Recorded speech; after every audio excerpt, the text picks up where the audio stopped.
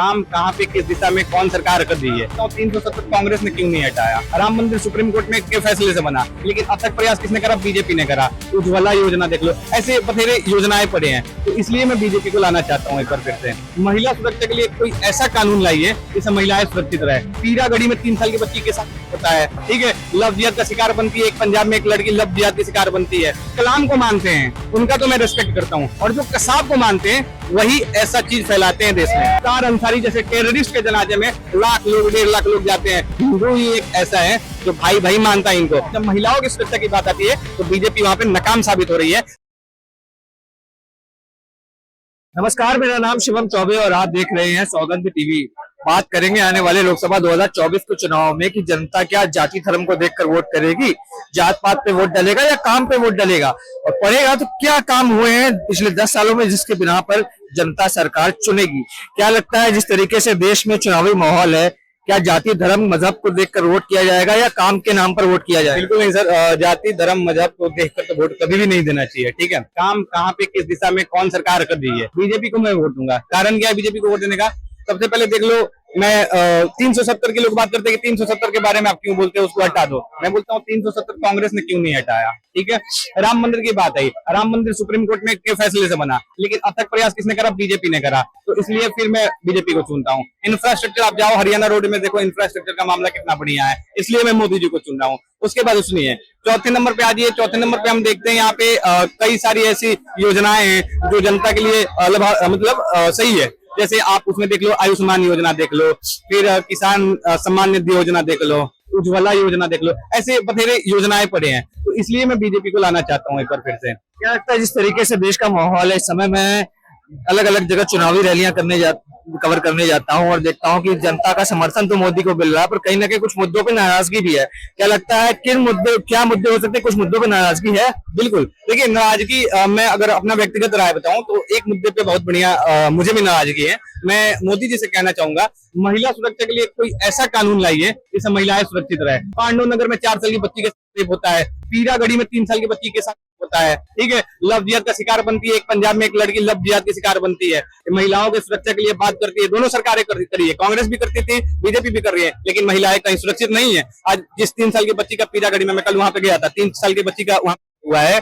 बंदे ने के बाद से निकलते हुए बोला कि हिंदू की लड़की थी इसलिए मैंने दिया। ये चीज क्या अधिकार है? ये जिहादी मानसिकता है या नहीं है? जिहादी मानसिकता है, ठीक है। कौन पनपा रहा है इस देश में ऐसी मानसिकता? किनका संरक्षण मिल रहा है ऐसे लोगों को? देखिए सर, जो कलाम को मानते हैं उनका तो मैं रिस्पेक्ट करता हूँ, और जो कसाब को मानते हैं वही ऐसा चीज फैलाते हैं देश में। जो कसाब को मानते हैं, कौन मान रहा है? कसाब में क्यों? जब कसाब को इस भारत के संविधान के तहत उसको दोषी करार ठहराया गया, उसको फांसी की सजा मिली, उसके बाद भी कौन से ऐसे तत्व हैं जो यहाँ भारत में उसकी मानसिकता को बढ़ावा दे रहे हैं? वही असामाजिक तत्व हैं। कुछ राजनीतिक पार्टियां सह भी दे देती है ऐसे लोगों को, तो वही लोग तो कर रहे हैं ये सब चीजें। अच्छा एक बात बताओ आप, ये लोग जावेद नाम के हत्यारा जो उस 2 बच्चों को मारा था, उसके जनाजे में ये लोग 30,000 की संख्या में जाते हैं। मुख्तार अंसारी जैसे टेररिस्ट के जनाजे में लाख लोग 1.5 लाख लोग जाते हैं। लेकिन मैं पूछना चाहता हूँ, अब्दुल कलाम के जनाजे में कितने लोग गए थे?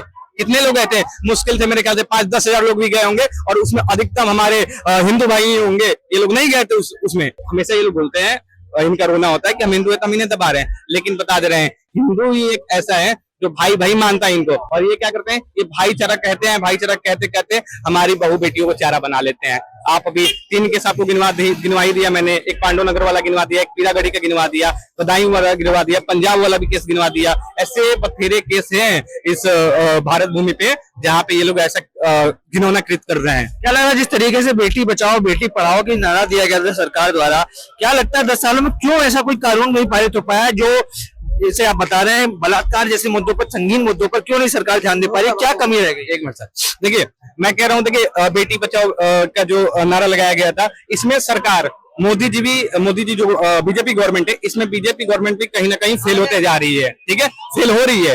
आज बीजेपी को हम लोग क्यों लेके आए हैं और क्यों लाना चाहते हैं कि बीजेपी महिलाओं की सुरक्षा के लिए काम करे, बीजेपी जनता के लिए काम करे। ठीक है, जनता के लिए तो काम करिए, लेकिन जब महिलाओं की सुरक्षा की बात आती है तो बीजेपी वहां पे नाकाम साबित हो रही है। और मैं बीजेपी से रिक्वेस्ट करना चाहूंगा कि प्लीज एक बार महिलाओं की तरफ देख लीजिए, उनके साथ जो घिनौने कृत्य हो रहे हैं उस पर ध्यान दीजिए। और बता रहा हूँ, जो ये विपक्षी हैं, जो विधवा विलाप कर रहे थे मुख्तार अंसारी के मरने पे, जो विधवा विलाप कर रहे थे वो जावेद के मरने पे, ये अखिलेश यादव, पप्पू यादव कहाँ गए? ये नरेंद्र मोदी भी कहाँ गए? इन्होंने क्यों नहीं कमेंट करा पांडुनगर पे? इन्होंने क्यों नहीं कोई भी स्टेटमेंट दिया पीरागढ़ी पे? मैं पूछना चाहता हूँ, ये आम आदमी पार्टी वाले हैं, ये कहाँ गए? ये क्यों नहीं बोलते हैं पीरागढ़ी पे? ये क्यों नहीं बोलते हैं पांडुनगर पे? आप अगर देश के मुखिया आपको बनाया गया है तो आपको इन मुद्दों को भी ध्यान देना चाहिए। आप कुर्सी के लिए आप इस मुद्दे जो ये मुद्दे चल रहे हैं इनको दरकिनार नहीं कर सकते हो, क्योंकि अभी जरूरी है महिलाओं का सुरक्षा। महिलाएं सुरक्षित रहेंगी तभी ये देश आगे बढ़ेगा। महिलाएं जो है ना देश का आधा अंग होती हैं, और इनकी सुरक्षा हम नहीं करेंगे तो फिर लानत है ऐसी जीवन पर भैया। तो यही है, विपक्षियों को बस आपसे बोलूंगा,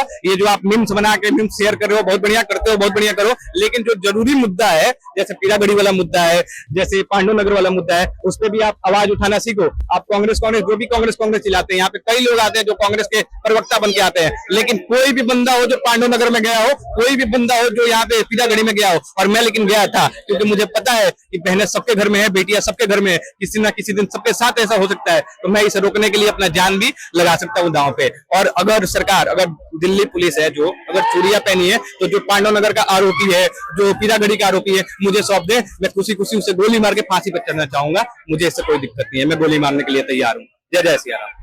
जिस तरीके से देखा, कहीं ना कहीं जनता की नाराजगी जो है वो महिला सुरक्षा को लेकर है। बात बताई गई पांडव नगर में जिस तरीके से एक माइनर बच्ची का दुर्दांत तरीके से यौन उत्पीड़न किया गया, वही पीरागढ़ी की भी बात की गई। कहीं ना कहीं बताया जा रहा है कि मोदी सरकार में भी जनता के लिए तो काम हो रहे हैं, पर जो महिला सुरक्षा का मुद्दा है वो कहीं ना कहीं हल्का नजर आ रहा है। और तमाम सरकारें हो या विपक्षी नेता हो, कहीं ना कहीं ऐसे मुद्दों पर खामोशी बनाए हुए दिखाई दे रहे हैं। तमाम बड़ी खबरों के लिए बने रहे हमारे साथ, देखते रहे सौगंध टीवी। धन्यवाद। आप देख रहे हैं सौगंध टीवी, सौगंध वतन की।